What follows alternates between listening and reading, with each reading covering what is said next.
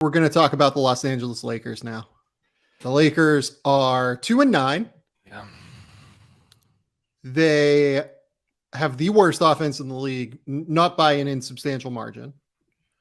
They also have fallen to 18th in defensive rating, which I think is actually like a critical number that I thought Jason Timpf over at the Volume Network that Colin Cowherd has did a really good job kind of explaining what seems to be happening, where like it feels like they know that they have to play so fucking hard defensively every single moment of the game. And it's just hard to do that. And you get demoralized and like, you know, you watch Anthony Davis and it's hard to defend for 48 minutes a night when like you're the guy that is holding this entire thing up defensively. So the Lakers are in a really hard spot right now. LeBron James has a groin injury seemingly that he picked up against the Clippers last night. We'll see how long he's out. If he misses any time, it doesn't seem it's like listed as day to day. Clarity there. He was pretty clear. It seemed like this is not going to be a month-long injury or anything. Like he said it felt better than when he did it against the Warriors on Christmas Day a couple years ago. So that's a good sign. Yeah.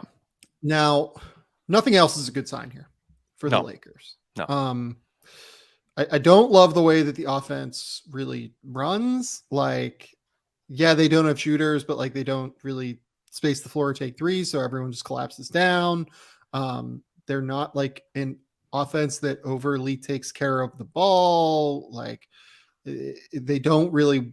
What they could theoretically try and do is just like bludgeon teams and try and like win the possession battle by crashing the offensive glass. They crash the offensive glass like very rarely. Like they're a bottom 5 team in offensive rebounding right now. So I just don't know what they do well on offense or what they have a chance to do well on offense. Yeah, they don't. They're just old and slow, and they're relying on guys that are not good enough. 10th, 11 guys that are like their 4th and 3rd best guy. I mean, this is just not a good basketball team, is what it comes down to. And it was going to be on the shoulders of LeBron and AD to be good enough. And that just hadn't been the case. And they cannot be lifted up by Pat Bev and Lonnie Walker and even Russell Westbrook accepting this bench role, which I think is a miracle unto itself. Like, that's great. Good job. It hadn't really translated to wins yet. And it is not looking good. I still think they're going to shoot the ball better. I just don't think they can be this bad. You know, no NBA team has been this bad in, I don't know, a decade. Years now, like 8 years. Yeah. So they're unsustainably bad, but also where's the turnaround going to come from? Certainly LeBron, if he can get right, will shoot the ball better. I don't know that Russ can shoot much better than he has recently. And then there's AD and what to do with AD. So this is what I want to talk about. And Bill Simmons, who, you know, I am an enormous fan of, and, you know, you just won't hear me say anything negative about Bill at all. He floated the idea of an Anthony Davis potential deal. And Bill has been pretty connected on Lakers things like recently. Like if you remember, he kind of brought up the idea of LeBron maybe investing in the Las Vegas franchise, you know, 10 months before LeBron mentioned it at a press conference. And I wonder if like part of my thing that I said a couple of weeks ago was if I was the Lakers, I would go for it. Like I would be willing to move assets because I think that if it doesn't work now, you can move Anthony Davis later and regain a bunch of those assets if you wanted to. Right. But the biggest thing that they have to do is what I said at the time is pick a direction. Right. They need to pick a direction in terms of what they want to do moving forward. Do they want to try and compete for a title? If the answer is yes, then you have to move these picks. Or do you want to rebuild? If the answer is yes to that, and you don't want to compete, then frankly, you move LeBron and you have a very serious conversation about moving Anthony Davis and you move everyone that you can. So like what you need to pick a direction. What they're doing right now is sitting in the middle, and that does nothing for anyone. The middle is the worst place in every facet of the NBA. Doing something in the middle, bad. And they're in the middle, but fucking suck. Like, yep. That's the thing. They're middling their decision making process while being absolutely terrible on the court. Yeah, and that's the thing that you absolutely cannot do. Rob Pelinka has been a disaster over the course, basically since they won their title. Yeah. This is almost like the most dumbfounding thing to me. Not moving Russell Westbrook for whatever you could do. And now being 11 games into this season, not really realizing after 5 games when everyone on fucking planet Earth knew that this wasn't working, and moving forward in a better, more coherent way. We're past the point of waiting for 20 games, which is what the report was after the first couple of games this year. It's going to wait until Thanksgiving to just see. I just want to see if this terrible roster will just suddenly transform into something else. Well, and now we're starting to get pressure, right? Because Chris Haynes reported earlier today that LeBron James is not interested in wasting the 2022-23 season in hopes of reinforcements arriving for the Lakers during the offseason. Yeah. So we're going to start to feel that. He shouldn't be interested in that, right? By the way. That's the other thing. Like, your timeline does not add up here. There is nothing that the Lakers are doing that makes sense. If you want to rebuild and move Anthony Davis, that's fine. Like, go for it. Like, I think that's smart. If you want to trade picks for reinforcements like Buddy Hield, Miles Turner, Eric Gordon, whatever you want to do, I think there's a case for that. Yeah. You can't do what you're doing right now. No. You cannot do what you're doing right now. This is the unforgivable sin, what they're doing right now. They have time to make up for it. It's 11 games into the season, but they can't keep doing this, because if the answer is that they want to compete, they're getting too far behind the 8 ball to really even do it. Yeah. Yeah. Without a doubt. They can't sit on their hands. They have to decide like how important the end of this LeBron James era is to them. And from all accounts, like this is like the Lakers calling card, is that they like to keep their stars around like LeBron. I don't think they're going to trade him. I think ultimately they're going to fold to the LeBron pressure, and they're going to trade Westbrook and the 2 picks for some kind of Indiana package, or I don't know if they can get guys from Utah or whatever. If maybe that costs 1 pick, but they're going to have to do something. Like they just have to. The deal I floated with Mark Schindler or Adam last week, I can't remember who, was you can theoretically do, if the Pacers are willing to do Miles Turner and Buddy Hield, you can also rope Eric Gordon into that deal very easily by just throwing Kendrick Nunn to Houston if you make it a 3-team deal. Yeah. And then send Russell Westbrook to Indiana. Yeah. I would imagine that Houston would very strongly consider taking a pick swap for Eric Gordon, like a pick swap and a second rounder for Eric Gordon or something like that. So like, could you do a pick swap for Eric Gordon? And then you're going to have to haggle with Indiana, right? But a team with Eric Gordon, Buddy Hield, Anthony Davis, LeBron James, Miles Turner is a fucking good team. Yeah. That is a team that gives you a chance to compete every single night. Yeah. And I would do that. I'd be willing to do that if I was the Lakers, because I think that's a team that like could genuinely, if LeBron is like what we think he still can be, that gives you a chance to compete at the highest levels of the Eastern Conference, I think. Yeah. But you can't do what you're doing now. And this is where the idea of going the other direction comes into play. If you do decide to move some of these guys, the guy that you move is Anthony Davis. Yeah. I think that you let Russell Westbrook's contract expire and don't give up like extra assets to get off of that money, because you can get salary cap space this summer. What do we think Anthony Davis's value is league wide? Because that's a hard question, I think, to answer given the injury history. Yeah. I think it comes down to like who's interested. Like what what teams immediately come to mind? Because if it's not like 3 or 4 teams, then it's hard to say that he's just has a tremendous amount of value.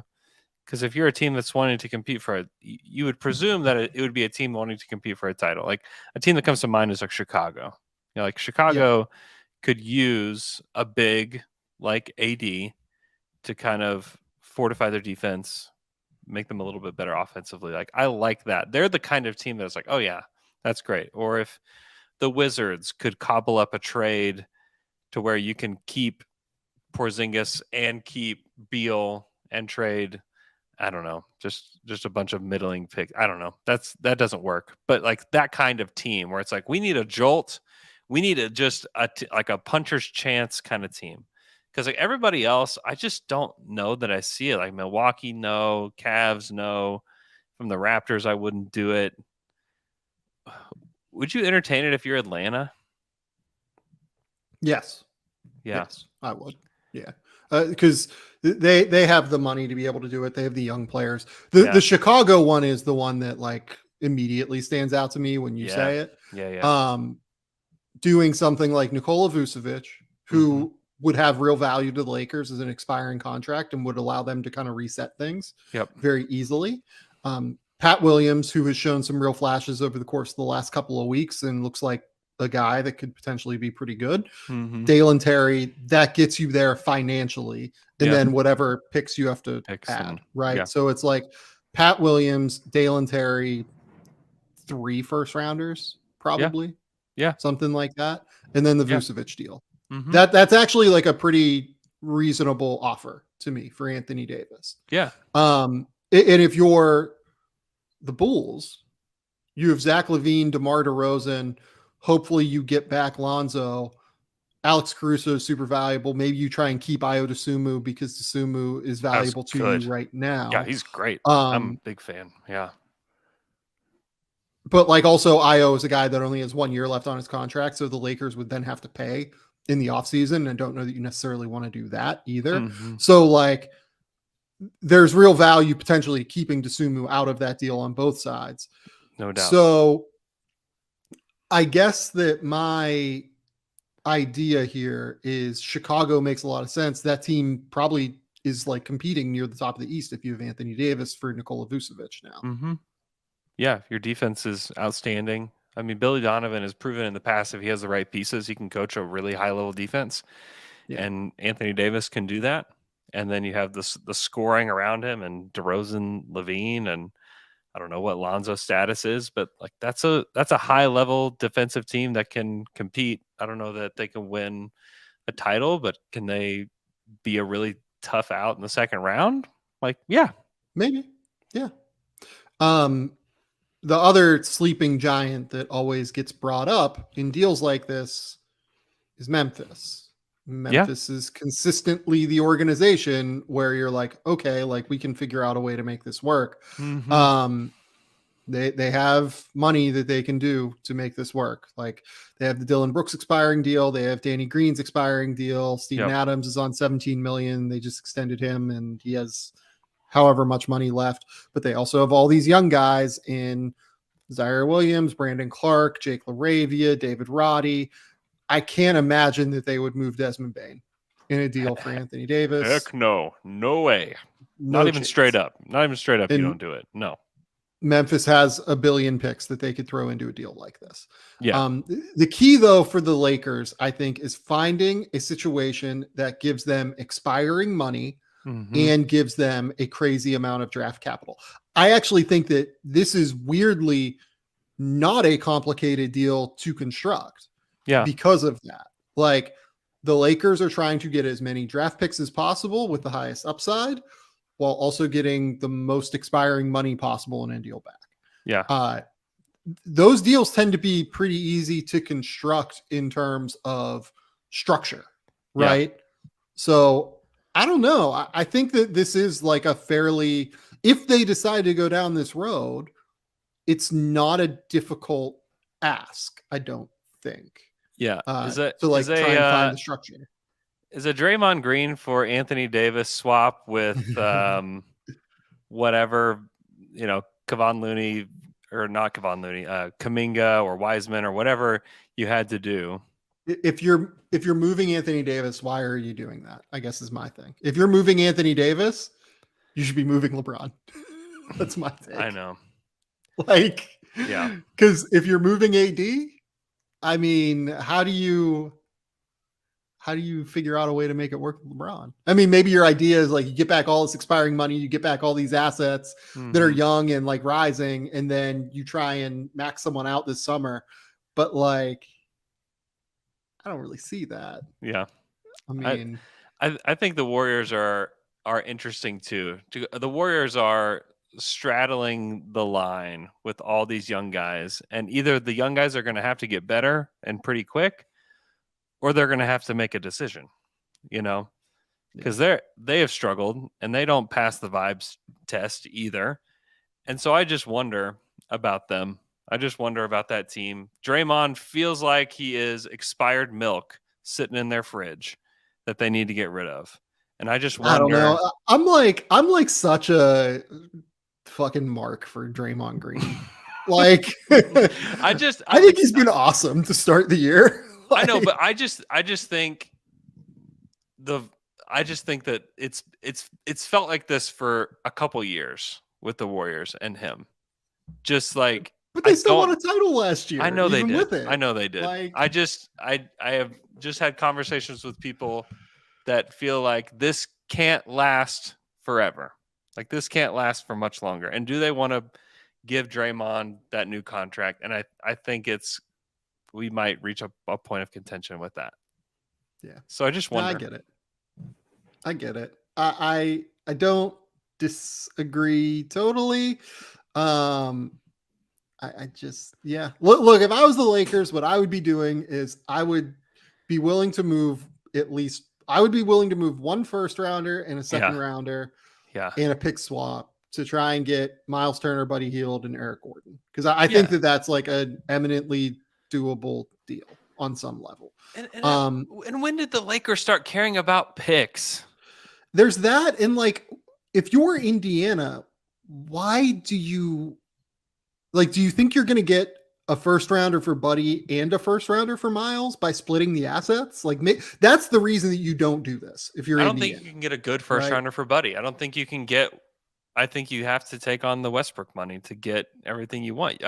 I think you could probably get a good first rounder for Miles. I just don't think you could get a good first rounder for Buddy. I just don't think you could.